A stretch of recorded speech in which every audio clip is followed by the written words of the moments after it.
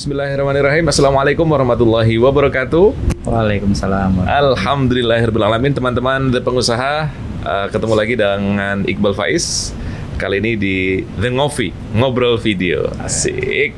Hari ini saya bahagia sekali karena ini bukan di kafe ya teman-teman ya. Ini semacam tempat inspirasi. Saya berada di rumahnya Mas Arif Fatani. Assalamualaikum Mas Arif. Waalaikumsalam warahmatullahi wabarakatuh. Mas Arif ini nggak tua-tua ya. Kita ketemu pertama kali 2016 Mas ya? 2016. Kalau nggak salah ya? 5 tahun. Betul, Masya Allah. Dan dia begini nih. Saya pertama kali melihat beliau itu seperti Jose Mourinho. Dan ternyata memang tangan dingin beliau ini ya mirip-mirip lah, 11-12. Kalau Jose Mourinho yang ditangani adalah sepak bola, kalau beliau yang ditangani adalah barbershop. Nah, jadi jabatan non-struktural beliau adalah sebagai presiden barbershop Indonesia. Itu siapa yang bikin? Iya ya Mas ya. Tapi sejak 2000 berapa tuh Mas bisnis barbershop? Sejak 2007 sebenarnya. 2007. Ya. Langsung barbershop. Awalnya gimana tuh? Iya, saya waktu itu masih kerja. Saya kerja di perusahaan farmasi. Farmasi ya. Yang sekarang ini sedang bikin antivirus. Iya, antivirus yang luar biasa itu. Saya bikin deg-degan itu. Jadi percaya nggak sih antivirus? Secara itu harus lebih detail lagi, apakah memang sudah safety-nya, kemudian efikasinya itu saya nggak sampai ke sana. Tapi secara perusahaan sebetulnya memang keren itu, memang perusahaan. Iya, perusahaan saya yang dulu itu yang saat ini membuat antivirus itu memang perusahaan multinasional yang luar biasa, banyak menemukan obat-obat baru gitu yang contohnya untuk kolesterol, untuk hipertensi dan lain sebagainya. Dulu, sebelum ke jauh nih. Dulu waktu di farmasi itu jualan apa sih Mas? Saya sih spesifikasi di antibiotik ya, di hospital. Jadi ya khusus ya intensive care gitu ya. Tapi saya juga pernah menjadi bagian dari tim yang melaunching produk yang terkenal. Apa tuh? Viagra. Viagra saya ikut membidani, ikut bersama-sama tim menjadi tim marketing di Indonesia, dan juga satu lagi produk yang fenomenal yaitu untuk berhenti merokok. Nah, ada ya? Iya, Chempic waktu itu. Chempic. Tapi tidak cukup bagus. Karena banyak perokok di sini. Karena tidak banyak yakin perokok dan banyak pabrik rokok yang luar biasa. Oke, jadi jualan Viagra. Iya. Memang khusus itu Viagra sebetulnya buat apa sih Mas? Sebenarnya kan Viagra itu awal mulai diteliti itu lebih spesifik untuk penyakit jantung sebenarnya. Membesarkan pembuluh darah. Ya, membuka pembuluh darah di jantung. Tetapi setelah diteliti lagi ternyata lebih lebih spesifik lagi ke pembuluh darah di organ pria, sehingga bisa membuka sekalian gitu loh. Akhirnya secara marketing gitu ya, lebih menjual ya. Ternyata lebih laku jualan itu. Tetapi produk palsunya ya luar biasa. Beredar banyak ya. Counterfeitnya luar biasa waktu itu. Berapa tahun Mas di farmasi? Saya hampir 15 tahun. Dan dengar-dengar Mas Arif sudah menduduki posisi penting tuh. Ya, hanya untuk lokal. Saya di Jogja, Solo, Jawa Tengah, manajer Selatan. Ya, area. Manajer area itu sudah Masya Allah luar biasa tuh. Ya. Dan akhirnya ditinggal karena menemukan passion baru atau gimana tuh ceritanya? Ini karena ini ngeling nih supaya asik teman-teman. Jadi orang yang sudah makmur nih, udah settle, kemudian keluar dari bahasa kerennya zona nyaman gitulah ya. Kemudian untuk masuk di zona yang belum jelas kira-kira gitu.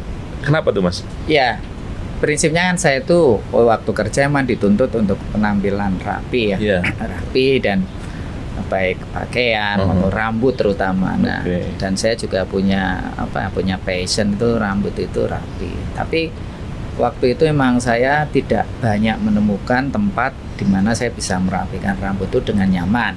Ya, di waktu 2007 tuh belum seperti sekarang. Belum ramai ya. Saya melihat tuh kalau nggak salah di Jogja tuh yang menggunakan inisial barbershop tuh hanya 2 atau 3 tempat. Nah, dan saya punya langganan di satu tempat dan itu kemudian menginspirasi saya gitu. Oh, ini bisnis ini keren sesuai dengan. Jadi awalnya gara-gara nggak nyaman potong rambut terus bikin barbershop. Iya. Gila ya. Agak susah tuh saya bayangin. Tapi ngomong-ngomong, ada pengaruh nggak Mas dari pekerjaan sebelumnya, kemudian dibawa ke bisnis ini? Iya, dari jelas. sisi apa tuh terutama? Jelas. Jadi di perusahaan saya yang lama itu kita diberikan banyak ilmu ya, manajerial, kemudian terkait dengan disiplin, core value. Nah ini core value ini yang kemudian saya bawa ke usaha saya, ke perusahaan saya, sehingga kita juga mempunyai core value, visi misi gitu ya. Dan terus terang saya banyak membawa apa nilai-nilai yang saya dapat dulu di perusahaan itu. Dan alhamdulillah itu yang baik ya saya ambil, yang tidak ya saya tidak. Yang nggak cocok lah ya. Yang nggak cocok lah, bukan tidak baik ya. Ya. Oke, awal-awal 2007 bikin barbershop, di tengah tren barbershop belum banyak. Apa itu yang terkenang sampai sekarang, Mas Ari? Iya, waktu itu istilah barbershop itu mungkin belum banyak ini ya, belum banyak ya. Orang masih salon atau cukur Madura. Nah, ketika kita menggunakan istilah barbershop tuh orang memang kemudian bertanya-tanya, what's different gitu loh, apa bedanya gitu loh. Nah, disitulah saya coba gali informasi di Google bahwa barbershop tuh mempunyai ciri-ciri yang harus dipakai, tidak sekedar menggunakan istilahnya saja. Dan lucunya memang 2007 itu menggunakan istilah barbershop, tapi harga yang kita berikan itu cukur Madura. Nah, itu inilah yang apa saya selalu di challenge, kenapa kok Arfa itu selalu tarifnya itu dianggap murah gitu. Tapi tidak murahan ya. Itu memang ada alasan gitu. Ada alasan bahwa kalau saya bilang ya saya ingin barbershop ini bukan sekedar passion. Orang bikin barbershop itu bukan sekedar passion, bukan sekedar untuk pride, tapi ini harus dijadikan sebuah bisnis. Nah, bisnis itu kalau yang saya pahami adalah selusin itu berapa selusin? 12. Nah, bukan. Selusin itu 13 kalau saya. Oh. Iya, jadi kita punya sesuatu yang harus walaupun dengan nilai sama, tetapi kita harus berikan lebih. Asik. Nah itu, jadi saya selalu berpikir bahwa oke lah harga kita tidak mahal, tapi kita harus bisa memberikan yang lebih. Itu berat nggak sih Mas awal-awal? Termasuk pemilihan nama. Kenapa harus Arfa? Iya. Saya juga googling ya di luar negeri itu hampir ya, tidak semua, tapi rata-rata orang memiliki barbershop tuh dengan namanya sendiri. John Barbershop, Brown Barbershop, nama keluarga atau namanya. Nah, saya berpikir kalau menggunakan nama saya sendiri, saya harus konsekuen nih. Kalau jelek ini saya nih. Nah, tapi nah itulah makanya saya sering sampaikan ke teman-teman, kalau bisa kalau kita punya usaha sebisa mungkin jangan menggunakan nama anak. Kenapa? Soalnya kalau nanti nggak berhasil anaknya bisa protes ya. Wah, nama saya dipakai. Nama saya pernah jatuh nih. Iya, nama saya jatuh. Tapi kalau ini sendiri ya. Akhirnya kita terpacu ya. Ya, sebenarnya alasannya sederhana. Saya menggunakan nama sendiri itu adalah memang di barat itu majority itu orang punya barbershop itu dengan nama sendiri. Gitu. Oke. Sampai dengan sekarang berarti sudah ada berapa cabang? Saat ini current 60 ya. Tapi kita pernah melewati sampai dengan hampir 80. Wow. Ya, dan karena perubahan sistem yang seolah lebih syar'i tahun 2017 itu hampir mungkin sekitar 16 atau 17 itu cabang yang kita rilis, termasuk 2 cabang yang Mas Iqbal rilis itu. Jangan buka rahasia. Iya. Tapi ngomong-ngomong Mas, kalau saya masuk di Arfa, memang ada suasana yang berbeda dari barbershop lain. Kalau barbershop lain itu kan memang tema ya yang diusung ya. Jadi ketika masuk itu ada nuansa tertentu gitu. Misalkan stylenya saya kurang paham lah apa aja stylenya. Tapi yang jelas beda tuh. Kalau sudah masuk Arfa, tempat tunggunya aja sudah beda, sangat biasa gitu. Tapi yang saya puas dari barberman-nya, jujur nih, itu kenapa Mas? Dan kalau bicara soal cabang, semacam apakah ini menjadi industri atau gimana tuh menurut Mas Arif?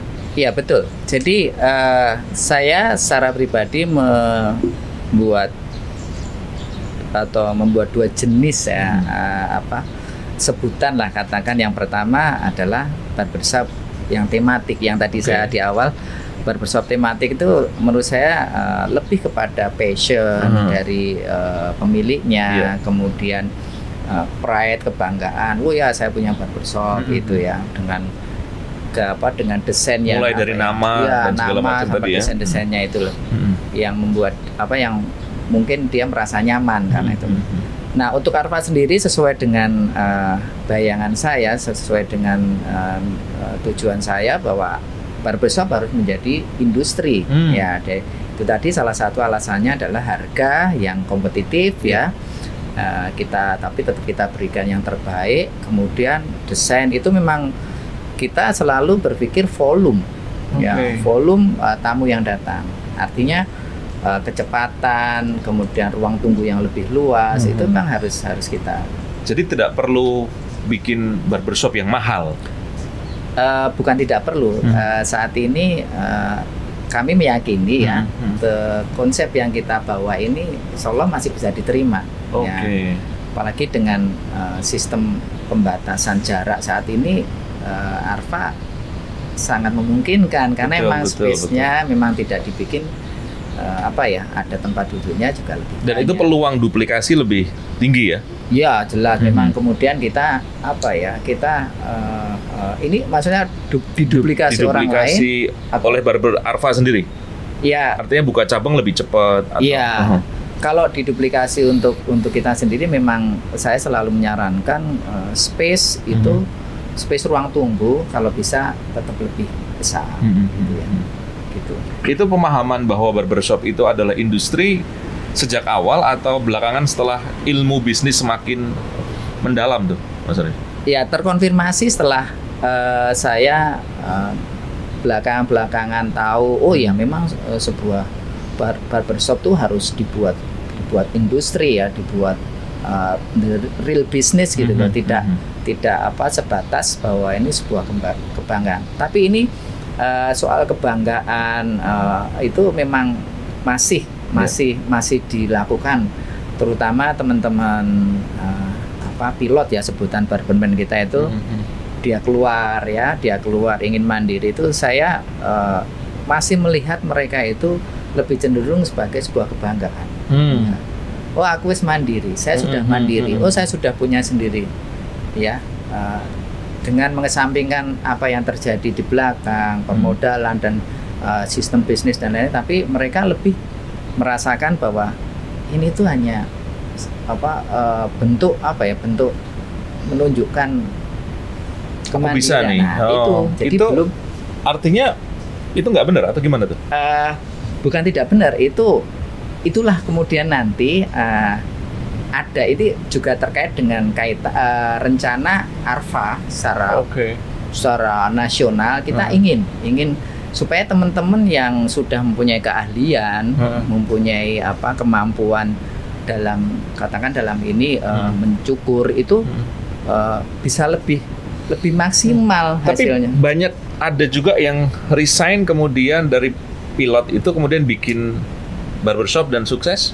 Ada saja, dan hanya memang lebih banyak, lebih besar potensi kegagalannya itu lebih besar. Jadi bisa dibilang pilot ini atau barberman ini hanya paham nyukur, tapi dia tidak paham manajerial, industri barbershop secara umum atau?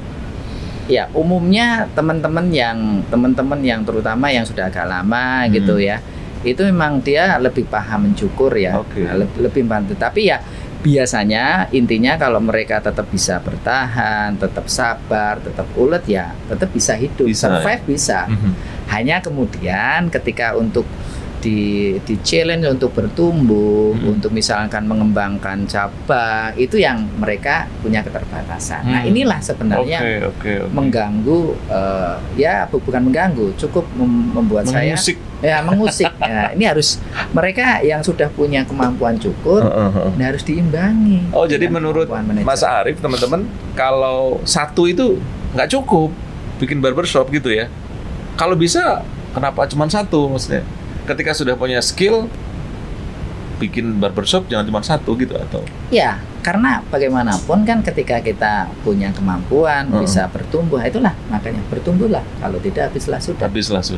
Ya, jadi cukup satu mungkin untuk dia sendiri dan keluarga enough. Ya, Tapi apakah juga kita tidak terusik dengan keinginan untuk membantu orang lain, membantu teman, sehingga menurut saya ya itulah industri yang barbershop ini yang satu poin ya yang kita dapatkan teman-teman, bahwa ternyata bisnis barbershop itu bukan cuma soal passion, bukan cuma soal keahlian pribadi, tapi di tangan Arfa Barbershop, di tangan seorang Arief Fatoni, barbershop ini bisa menjadi industri. Dan itulah kemudian yang sekarang ini lagi hangat saya lihat di medsos, Arfa untuk Indonesia. Apa itu sebetulnya Mas? Cita-cita awalnya tuh? Ya, saya memang berpikir bahwa kalau hanya untuk diri sendiri, untuk keluarga bisa jadi cukup. Ya. Tetapi kemudian, apakah kita tidak berpikir, kita tidak ingin untuk bisa memberikan kesempatan, ya? Apakah kita tidak ingin juga melihat orang lain itu bertumbuh dan berkembang? Jadi mula awalnya itu adalah Arfa untuk Indonesia itu untuk memberi kesempatan kepada teman-teman ya yang sudah barangkali sudah mempunyai skill kemampuan barbershop atau juga yang belum. Nah, Mas sambil saya minum kopinya nih. Untuk bisa memiliki usaha sendiri dalam hal ini barbershop. Nah inilah kemudian kita mencoba menawarkan untuk para katakan orang yang memiliki kelebihan untuk memberikan kesempatan pada orang lain untuk berusaha, itu bisa memberikan kesempatan, memberikan dalam tanda petik kesempatan untuk memiliki barbershop dengan didampingi oleh Arfa, di set up oleh Arfa. Itu nggak takut saingan tuh Mas? Ya, saya pikir kalau saingan, saya berpikir dari awal itu sebenarnya kita sudah menciptakan pesaing terus. Ya, makanya kemudian dari siapa tuh? Ya selain ininya pesaingnya. Ya, dari barberman yang lulus. Ya, jadi kalau dulu saya ditanya loh, apakah tidak takut ada pesaing? Ya enggak lah. Kalau dulu saya merasa takut, justru saya nggak akan berkembang. Karena semakin banyak barbershop seperti sekarang ini menunjukkan bahwa pasarnya kan tumbuh. Ada terus ya. Selama ada kepala orang ya. Jadi Arfa Indonesia itu sebenarnya melihat bahwa ini pasarnya sangat tumbuh, sangat luar biasa ya. Memang tidak ada data valid, tapi tahun 2017 sempat ada bahwa dalam 1 tahun itu asosiasi barbershop di Indonesia itu pernah merilis ada sekitar 5.000 merek baru. Nah, itu 5.000 merek baru dalam 1 tahun. Itu memang kemudian di tahun yang sama tutup. Itu 25% itu yang tutup. Ya, yang tutup kan saya. Nah itu menunjukkan kembali lagi bahwa bagaimana pengelolaan itu yang penting. Nah di Arfa untuk Indonesia ini seandainya ada teman-teman pengusaha siapa yang ingin memberdayakan entah itu saudara, kenalan atau apa untuk mempunyai usaha barbershop, insya Allah Arfa itu akan mendampingi. Jadi sistemnya Arfa mendampingi orang yang ingin bikin barbershop. Ya, jadi mulai setup kita dampingi, kemudian kalau memang belum bisa secara skill potong rambut itu belum bisa, itu juga akan kita bisa training atau sekolah di Arfa Barber Academy. Tapi prinsipnya bahwa kita membuka peluang seluas-luasnya kepada para terutama para pengusaha, teman-teman yang mempunyai keinginan untuk memberdayakan itu tadi entah saudaranya, lingkungannya lah, itu bisa coba nanti kita bersama-sama untuk mengembangkan. Kami insya Allah bantu set up, bantu ini, sehingga itu tadi barbershop menjadi industri. Saat ini alhamdulillah saya bersyukur sekali. Tahun 2010 itu di Jogja mungkin yang menyebut istilah barbershop hanya paling 2 atau 3 gitu. Tapi sekarang coba kita lihat ya, di jualan tuh luar biasa. Nah, saya ingin itu. Dan itu jadi semacam style ya. Orang kalau sudah bisa nyukur di barbershop itu gayanya beda gitu. Iya. Saya sama kayak barista lah ya. Iya. Jadi kayak ngangkat gengsi gitu. Gengsi ya. Secara fisik juga biasanya orang lebih yang kerja di barbershop lebih rapi. Sebetulnya inspirasinya dari mana tuh Mas Arfa untuk Indonesia? Ada nggak? Ya, secara ini adalah bahwa ya itu tadi saya ingin ketika melihat teman-teman yang buka usaha, bisa bukanya bisa, tapi coba kita perhatikan, kadang buka sehari, 3 hari, 5 hari, seminggu itu masih buka, tapi begitu lewat lagi udah tutup. Atau bukanya seenaknya misalnya, bahkan karena punya sendiri ya, mentang-mentang milik sendiri. Atau bisa jadi mereka tidak memahami bagaimana seharusnya barbershop itu dikelola. Contoh yang paling sederhana tadi terkait dengan kerapian. Mungkin mereka nggak paham kalau kemudian ternyata tamu tuh nggak nyaman dicukur dengan pakai celana pendek, terus bau rokok tangannya, terus kemudian bukanya itu seenaknya. Nah itu yang mengusik bagaimana kalau itu bisa kita fasilitasi lah, sehingga mereka bisa lebih maksimal. Arfa untuk Indonesia itu brand ya, bisa dibilang itu bagus banget. Cita-citanya sekarang barangkali sudah sampai mana tuh Mas perjalanan ini untuk menuju ke situ? Ya, kan ini apalagi kena pandemi nih ya. Nah justru saya berpikir dalam situasi yang masih seperti sekarang ini, kita memang harus benar-benar bisa melihat apa sih yang bisa membuat kita survive. Sementara juga banyak dari teman-teman pengusaha juga bingung nih untuk memberikan lebih bermanfaat untuk orang lain gitu ya. Nah inilah saya mencoba menangkap situasi seperti ini dengan menawarkan sebuah program Arfa untuk Indonesia. Sejauh ini kita sudah memang kita menginisiasi. Awalnya Arfa secara pribadi itu mencoba sudah menginisiasi. Memang ada beberapa lokal ya atau beberapa outlet ya yang sudah kita bikin sendiri, kemudian kita hibahkan. Ya kita hibahkan tetap dengan pengawalan dari kita. Kemudian ya setelah kita merasakan ini bisa jalan insya Allah. Nah ini coba kita tawarkan. Jadi saat ini untuk Arfa untuk Indonesia itu sebenarnya kita sudah merencanakan yang sudah terrealisasi itu ada 2 dan insya Allah kita akan 2 lagi kita wakafkan. Set up dari awal ya. 2 lokasi lagi, 2 outlet lagi, nanti insya Allah itu akan kita wakafkan juga. Responnya gimana tuh Mas? Sejauh yang 2 ini memang yang satu masuk ke dalam sebuah lembaga, jadi badan usaha milik masjid.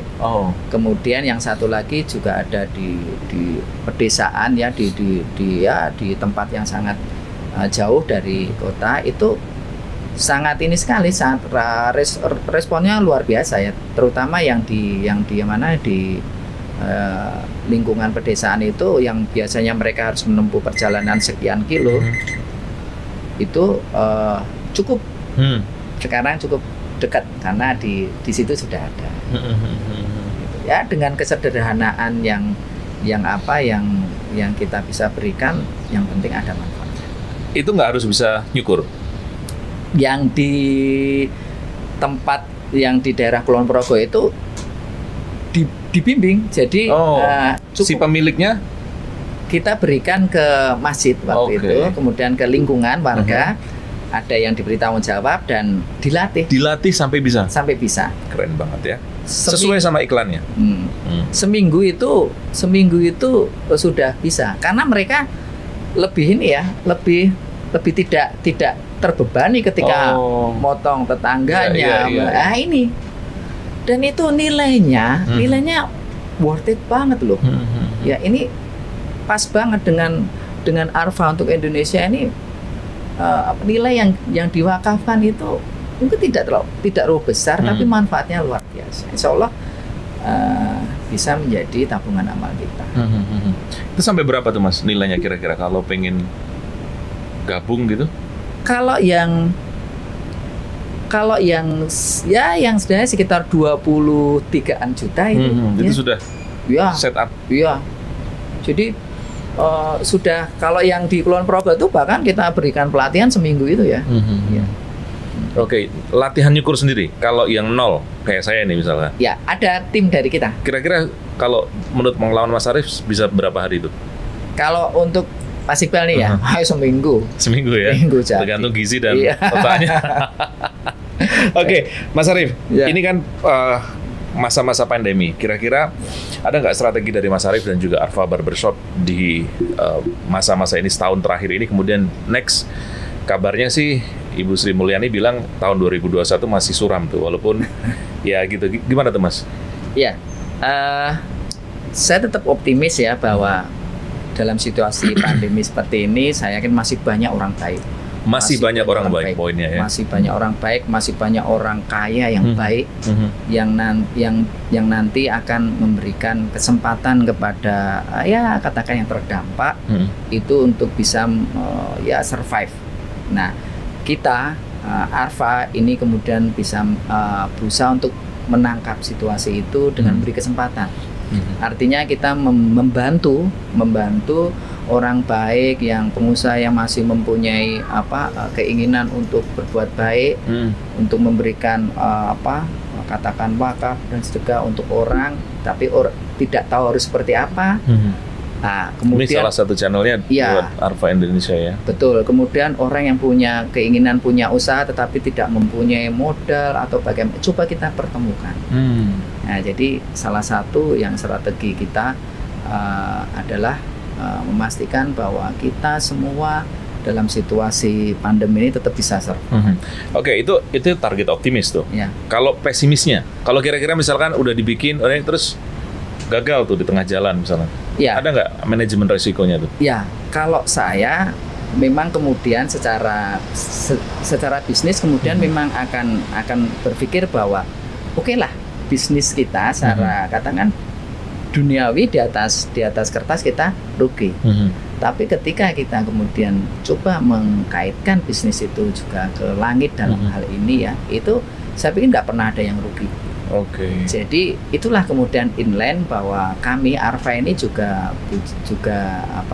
melakukan bisnis yang yakin tidak rugi. Ya gitu lah. Ya, kita semua tahu bahwa bisnis langit tidak akan pernah merugi. Bahwa di dalam bisnis di dunia rugi iya. Nampak rugi iya.